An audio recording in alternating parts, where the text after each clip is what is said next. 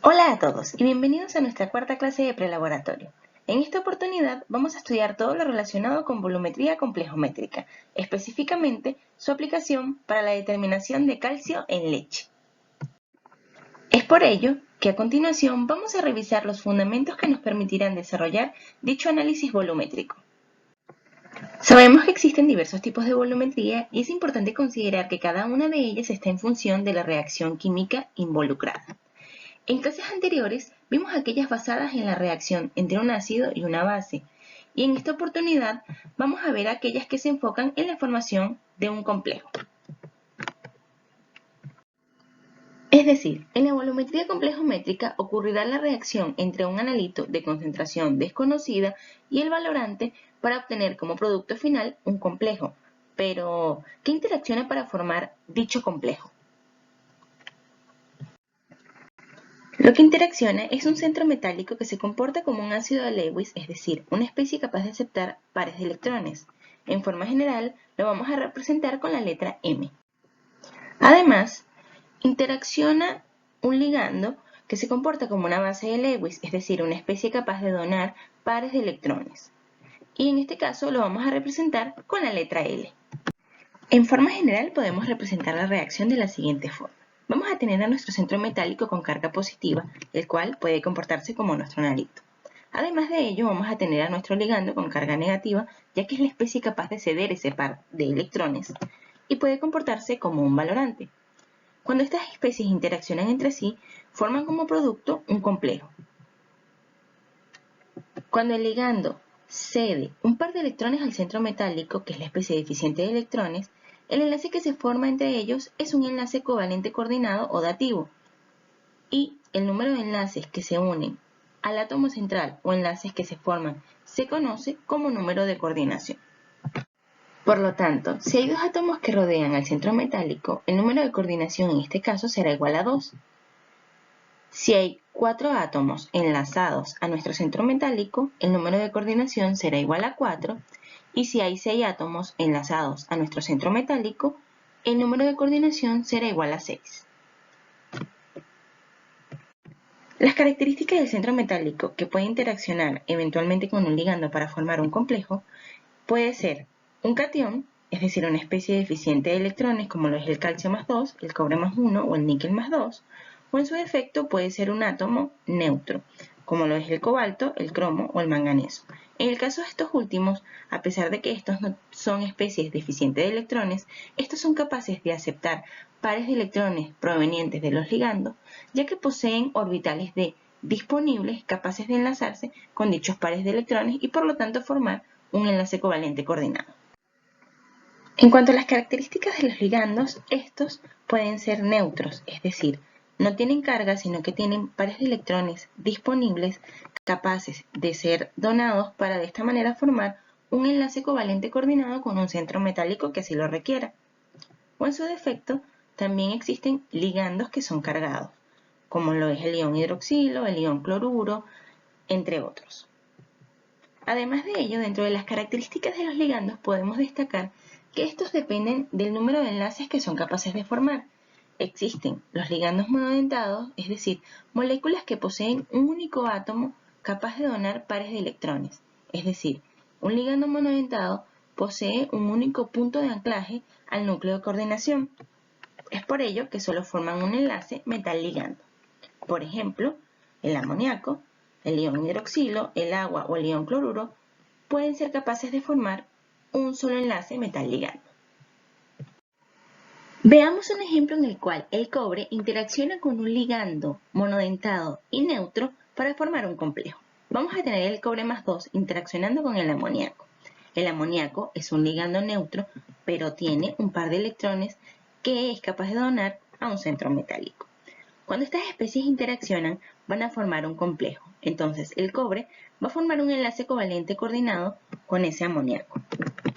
Se forma un complejo, pero hay que notar que este ligando es neutro y que la carga del cobre se mantiene. Por lo tanto, la forma correcta de representar el complejo formado es colocarlo entre corchete con la carga del respectivo catión. Una característica de este tipo de ligandos es que tienden a generar reacciones sucesivas. Es decir, podemos tomar este complejo que se formó, hacerlo interaccionar con otro ligando neutro, en este caso, por ejemplo, el amoníaco, y lo que se va a formar es ahora un complejo con número de coordinación 2. Es decir, se han formado dos enlaces alrededor de ese centro metálico y como ambos ligandos son neutros, la carga del centro metálico se mantiene. De esta forma, el cobre puede seguir interaccionando con este ligando hasta formar este complejo de número de coordinación 4. Otro tipo de ligandos que existen y que pueden interaccionar con centro metálico es los ligandos bidentados. Estos ligandos son capaces de interaccionar con el centro metálico a través de dos átomos capaces de donar pares de electrones para formar enlaces covalentes coordinados. Ejemplo de ligandos bidentados son la etilendiamina y entre paréntesis van a encontrar la forma en la cual se abrevia dicho ligando, el bipiridilo o el acetilacetonato. A continuación, observaremos la representación de dos ligandos bidentados capaces de formar dos enlaces covalentes coordinados con un mismo centro metálico. En este caso tenemos al ligando etilendiamina, que se coordina a este centro metálico a través de dos átomos de nitrógenos que tienen pares de electrones disponibles y que los puede donar a este centro metálico. Lo mismo ocurre con el ligando bipiridilo. Dos átomos de nitrógeno ceden pares de electrones a un mismo centro metálico, formando de esta manera dos enlaces con un solo ligando. Cuando un ligando es capaz de formar dos o más enlaces con un centro metálico, a este tipo de ligando se le denomina ligando polidentado. Se le denomina dentado porque tiene proyecciones parecidas a los dientes o las pinzas de un cangrejo. Entonces, estas pinzas son capaces de interaccionar o de atrapar a ese centro metálico para formar complejos que son muy estables. Otro ejemplo de un ligando polidentado puede ser el EDTA, que es un ligando hexadentado, es decir, posee 6 átomos dentro de su estructura capaces de donar pares de electrones para formar enlaces covalentes coordinados con un centro metálico. A continuación podremos observar la representación de cómo el ligando EDTA se coordina a través de 6 sitios de unión con un centro metálico. Este puede generar enlaces a través de los oxígenos presentes en los ácidos carboxílicos o los nitrógenos presentes en la molécula. A este tipo de ligando también se les conoce como agentes quelantes, ya que son capaces de formar una estructura espacial que se parece a las pinzas de un cangrejo y que en el centro atrapan al centro metálico con el cual están interaccionando. Es decir, los ligandos polidentados forman complejos que son muy estables, ya que son capaces de formar quelatos. Un quelato se produce cuando la unión del ion metálico se coordina con dos o más grupos donadores provenientes de un mismo ligando. De esta manera se forma un anillo heterocíclico de 5 o de 6 miembros, que es lo que está ocurriendo en este caso con el EDTA y el centro metálico. Además, los ligandos se pueden clasificar de acuerdo a su naturaleza. Estos pueden ser ligandos inorgánicos como el amoníaco, el agua, el ion hidroxilo, el ion cloruro, entre otros, o ligandos orgánicos como el EDTA, la etilendiamina, el bipiridilo, entre otros. Ahora bien, después de conocer ciertas características de los ligandos, como por ejemplo, qué tipo de enlace puede llegar a formar con un centro metálico, ha llegado el momento de preguntarnos cómo podemos escoger adecuadamente un ligando a utilizar para llevar a cabo una volumetría complejométrica. Para ello es necesario considerar que los ligandos inorgánicos son poco utilizados. Por lo general, los ligandos inorgánicos son ligandos monodentados. Como se comentó anteriormente, estos tienden a formar complejos sucesivos que son de estabilidad muy similar. Entonces, si estamos llevando a cabo la determinación de nuestro analito de interés y hemos agregado un ligando monodentado que va reaccionando sucesivamente y quizás de forma un poco lenta, nos va a costar un poco detectar con rapidez el punto final de la valoración. Además, otra razón por la cual no es recomendable utilizar este tipo de ligandos es que es difícil de detectar el punto final de la valoración, ya que no se cuenta con indicadores adecuados para tal propósito. Por tal motivo, Lo más recomendado es utilizar ligandos orgánicos. Las razones por las cuales este tipo de ligando es el más utilizado es porque forma complejos que son estables. Como se mencionó anteriormente, son capaces de formar quelatos, es decir, complejos que están dentro de un anillo de 5 o de 6 miembros, que es muy estable. Además de ello, la relación estequiométrica es 1 a 1, lo cual facilita los cálculos de la concentración de nuestro analito de interés al momento de llevar a cabo una volumetría complejométrica. Y por último, las constantes de formación de complejos son muy grandes. Un ejemplo de un ligando orgánico polidentado comúnmente utilizado para llevar a cabo una volumetría complejométrica es el EDTA. El EDTA, o ácido etilendiamina tracético, forma parte de la familia de los ácidos poliaminocarboxílicos y contiene 6 posiciones de enlace con el centro metálico. Estos corresponden a 4 provenientes de los ácidos carboxílicos y 2 provenientes de los átomos de nitrógeno presentes en la molécula. El EDTA es el valorante más empleado en química analítica no solo porque forma complejos con la mayoría de los metales, sino porque la mayoría de los quelatos formados tienen la estabilidad suficiente para llevar a cabo las valoraciones, ya que la estructura que se forma muestra que el centro metálico queda atrapado dentro del ligando. Además, tiene una estequiometría 1 a 1, lo que simplifica notablemente los cálculos. Acá podemos observar algunos valores de pKa correspondientes a esta molécula y la estructura común a través de la cual se puede coordinar el ligando con el centro metálico. Es por esta razón que el EDTA es un ligando comúnmente utilizado para la determinación de diversos metales mediante una volumetría complejométrica. Existen diversos factores que afectan a la volumetría complejométrica y la mejor forma de visualizar este hecho es a través de las curvas de valoración. Uno de los factores que afecta la volumetría complejométrica es la constante de formación. En este caso, podemos observar que el salto de esta curva, la cual corresponde al complejo magnesio EDTA, es mucho más pequeña que el salto de la curva calcio EDTA. Esto se debe a que la constante de formación calcio EDTA es mucho más grande que la constante de formación magnesio EDTA. Es decir, es más favorable que se forme un complejo del EDTA con el calcio en relación al EDTA con el magnesio. Otro factor que afecta a la volumetría complejométrica es el pH. En esta curva de valoración podemos observar que a pHs básicos o a pHs altos, este salto o punto de inflexión se hace mucho más notorio respecto a pHs ácidos. Esto se debe a que el punto final se hace más nítido a pHs básicos porque la reacción de formación de complejo es más completa en esta circunstancia. Por tal motivo, la valoración calcio-EDTA se llevará a cabo a pH básico. De esta manera, se evitará la interferencia con otros cationes y además es posible asegurar que el indicador se comporte satisfactoriamente.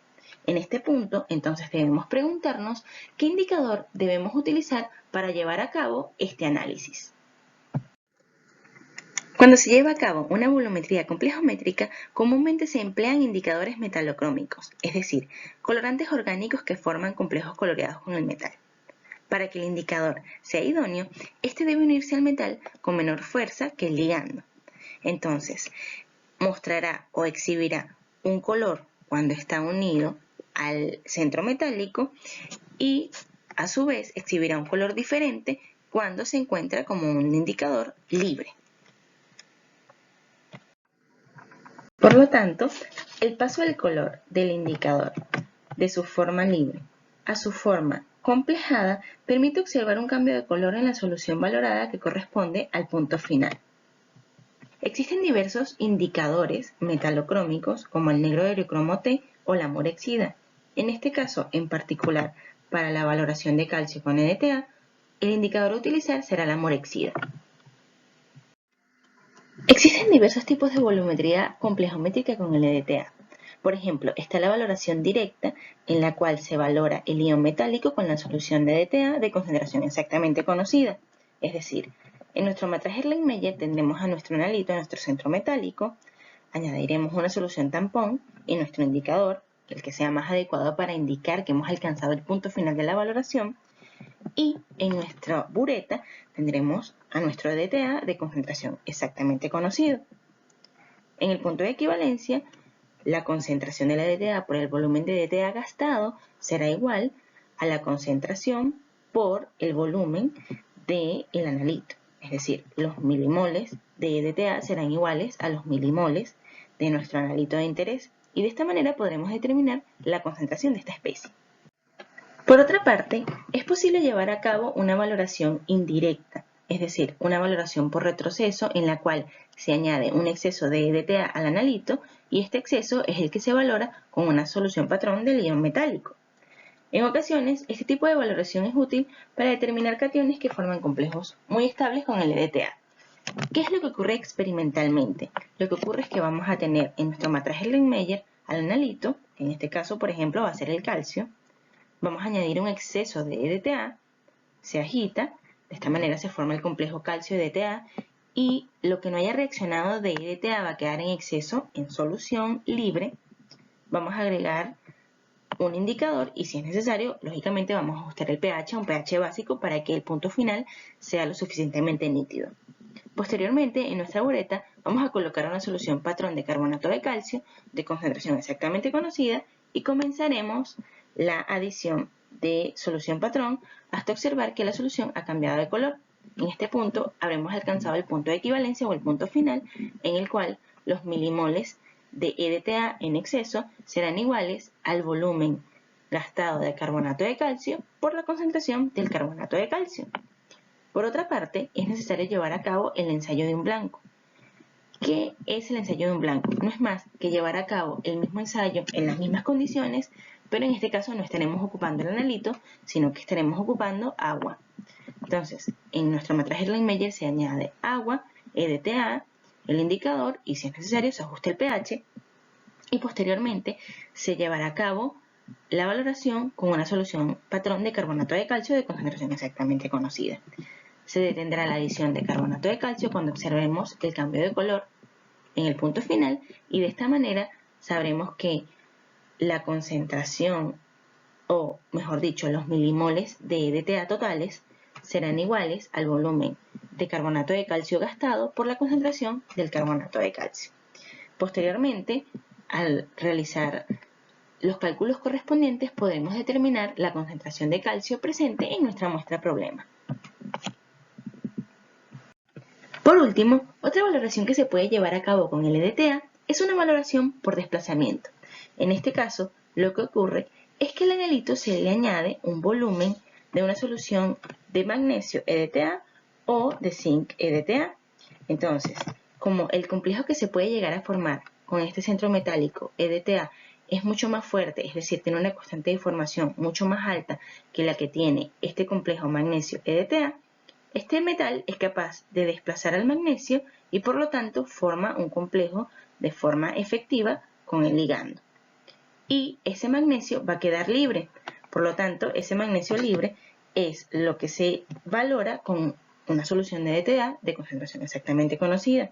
Y posteriormente, realizando los cálculos respectivos, podremos conocer la concentración de nuestro centro metálico, el cual es nuestro analito de interés. En esta diapositiva se resumen todos los tipos de valoraciones que se pueden llevar a cabo con el EDTA. Nosotros en particular nos vamos a enfocar en una valoración por retroceso, es decir, vamos a determinar calcio en leche a través de este tipo de volumetría. Experimentalmente lo que ocurre es, vamos a tener el calcio en nuestra muestra de leche, vamos a añadir un exceso de EDTA, vamos a añadir hidróxido de sodio para ajustar el pH y posteriormente vamos a añadir el indicador Morexida. Ese indicador Morexida tiene una constante de formación calcio Morexida de 10 a la 4.6.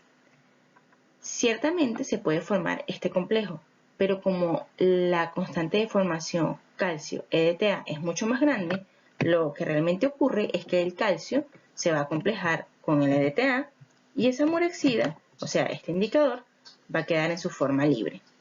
La constante de formación calcio EDTA es de 10 a la 10.7, es una constante de formación lo suficientemente alta. ¿Qué sucede? Como hemos añadido EDTA en exceso, ese exceso de EDTA es necesario valorarlo para posteriormente conocer la concentración de calcio en la muestra de leche. Para valorar esa concentración, ese volumen de EDTA que está en exceso, lo que se procede a hacer es valorarlo con una solución de carbonato de calcio de concentración exactamente conocida. Ese EDTA va a interaccionar con esa solución patrón y la murexida se va a encontrar en su estado libre hasta el punto en el cual todo el EDTA presente ha interaccionado con el calcio y por último una gotita de calcio presente en nuestra solución patrón va a poder interaccionar con el indicador murexida y este indicador va a pasar a estar de su forma libre a su forma complejada, es decir, es el punto en el cual vamos a tener la certeza de que hemos alcanzado el punto final de la valoración y ya no necesitamos añadir más carbonato de calcio. Anotamos el volumen gastado y hacemos los cálculos respectivos. Por lo tanto, lo que vamos a observar experimentalmente es que al inicio de la valoración nuestra solución va a estar de un color morado y al final de la valoración nuestra solución va a estar de un color rosado. Por último, es importante destacar que la aplicación fundamental de la volumetría complejiométrica está enfocada en la cuantificación de metales, por ejemplo, para determinar la dureza del agua, es decir, detectar la cantidad de calcio y magnesio presente en la misma, o en su defecto, para la determinación de calcio en leche, como vamos a realizar en la siguiente práctica. Una vez que hemos revisado todos los fundamentos teóricos necesarios para poder comprender cómo se lleva a cabo una volumetría complejiométrica, ha llegado el momento de conocer cuál es el procedimiento experimental para determinar la concentración de calcio en una muestra de leche. Lo primero que deben hacer es preparar una solución patrón de carbonato de calcio. Para ello, en una balanza analítica se pesan 1.25 gramos. Se disuelve con ácido clorhídrico diluido, se transfiere a un matraz de aforo de 500 mililitros y se lleva a volumen. Esta solución contiene 1 miligramo de calcio por mililitro. Pero, ¿cuál es la concentración molar del carbonato de calcio? Para ello pueden considerar que el peso molecular del carbonato de calcio es 100,08 gramos mol. Conocen la masa, conocen el peso molecular, de acá pueden determinar los moles y como conocen el volumen al cual se lleva esta solución, este volumen expresado en litros será útil para conocer la concentración molar del carbonato de calcio que han preparado. Además, deben preparar una solución de EDTA. Para ello se pesa en una balanza analítica 7.5 gramos de EDTA, se disuelve, se transfiere en matraz de aforo de 500 mililitros y se lleva a volumen con agua destilada. Seguidamente se procede a llevar a cabo el análisis de calcio en una muestra de leche. Para ello, debemos recordar que el tipo de valoración que vamos a llevar a cabo es una valoración por retroceso. Es decir, vamos a añadir un exceso de EDTA y ese exceso de EDTA es el que vamos a valorar con una solución patrón de carbonato de calcio. Para ello, los pasos a seguir son los siguientes. Primero se toman 5 mililitros de la muestra problema, se transfieren a un matraz Erlenmeyer, se añaden 10 mililitros de EDTA, se agita, luego se añaden 15 mililitros de hidróxido de sodio 0,5 normal y por último se añade indicador murexida. La razón por la cual el procedimiento debe seguir este orden es porque de esta manera estaremos garantizando que el ligando EDTA sea el que se coordine con el ion calcio y no sea, por ejemplo, el ion hidroxilo. Procedemos a valorar el exceso de EDTA con una solución patrón de carbonato de calcio cuya concentración es exactamente conocida. Al inicio de la valoración, nuestra solución va a tener un color morado y detenemos la adición de carbonato de calcio cuando la solución ha cambiado a un color rosado. Anotamos el volumen de carbonato de calcio gastado y repetimos este procedimiento 3 veces. En este paso, hemos determinado los milimoles de EDTA que se encuentran en exceso en nuestra muestra problema. Recordemos que en el punto final los milimoles del analito serán iguales a los milimoles del valorante. Como en este caso lo que tenemos es un exceso de EDTA que no ha interaccionado con el ion calcio, esto es lo que vamos a determinar cuando se lleva a cabo el análisis de la muestra. Por lo tanto, los milimoles de EDTA que están en exceso serán iguales al volumen del carbonato de calcio que se ha gastado durante la valoración por la concentración de ese carbonato de calcio. Para conocer la cantidad total de EDTA que se encuentra presente en nuestro análisis, lo que debemos hacer es llevar a cabo exactamente el mismo procedimiento, pero no vamos a añadir leche, sino que vamos a utilizar agua. Es por ello que estamos llevando a cabo el ensayo de un blanco, es decir, los mismos pasos, la misma metodología, pero sin el analito de interés. Tomamos los 5 mililitros de agua, se transfieren a un matraje Erlenmeyer, se añade 10 mililitros de EDTA, se agita, luego se añaden los 15 mililitros de hidróxido de sodio 0,5 normal y por último el indicador Morexida. Se procede a valorar el EDTA presente en este análisis mediante la valoración con una solución patrón de carbonato de calcio cuya concentración es exactamente conocida. Detenemos la adición de carbonato de calcio cuando observamos que ocurre un cambio de color, es decir, cuando la Morexida se ha complejado con el calcio presente. Por último, anotamos el volumen de carbonato de calcio gastado y de esta manera conoceremos los milimoles totales presentes de EDTA. Como siempre se cumple la premisa en el punto final de que los milimoles de analito serán iguales a los milimoles del valorante, en este caso lo único que tenemos reaccionando en nuestro medio es el EDTA. El EDTA está interaccionando con ese carbonato de calcio y por lo tanto podremos determinar los milimoles de EDTA totales en nuestro análisis. Para ello, lo que debemos hacer es multiplicar el volumen de carbonato de calcio gastado por la molaridad de esta solución de carbonato de calcio. Después de llevar a cabo el análisis, la información que tenemos es la siguiente. Sabemos que los milimoles totales de EDTA serán iguales a los milimoles de EDTA que han reaccionado con el ion calcio, que se han acomplejado con el calcio presente en la muestra de leche, más los milimoles de EDTA que estaban en exceso. A nosotros realmente lo que nos interesa conocer es qué cantidad de EDTA ha reaccionado con calcio. Es decir, los milimoles de EDTA que han reaccionado serán iguales a los milimoles de calcio en nuestra muestra de leche. Por lo tanto, de la primera ecuación debemos despejar esos milimoles de EDTA que han reaccionado. Por lo tanto, lo que debemos hacer es restar a los milimoles totales los milimoles de EDTA que estaban en exceso.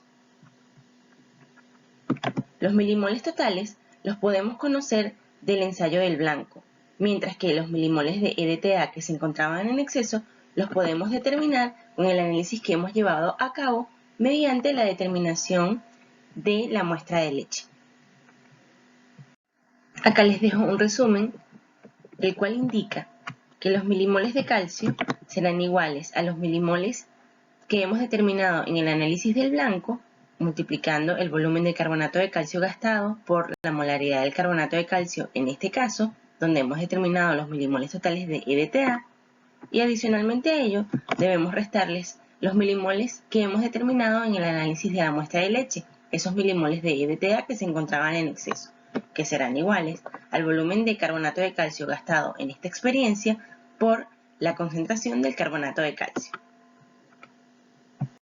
Finalmente, después de haber calculado los milimoles de calcio de acuerdo a la expresión anterior, lo siguiente que debemos realizar es determinar la concentración de calcio presente en nuestra muestra de leche expresando su contenido en gramos litros.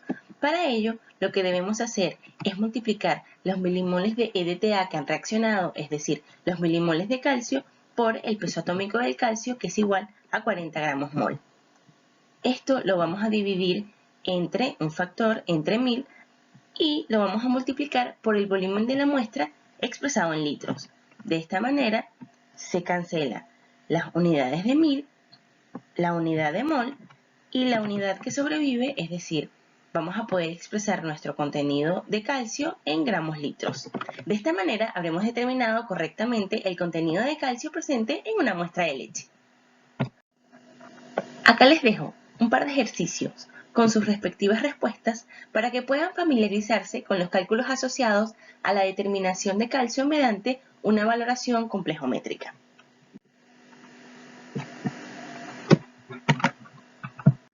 Esto ha sido todo por ahora. En un próximo video tendrán la resolución de los ejercicios que quedaron propuestos. Si tienen alguna duda, sugerencia o comentario, pueden contactarme a mi correo. Chao, chao.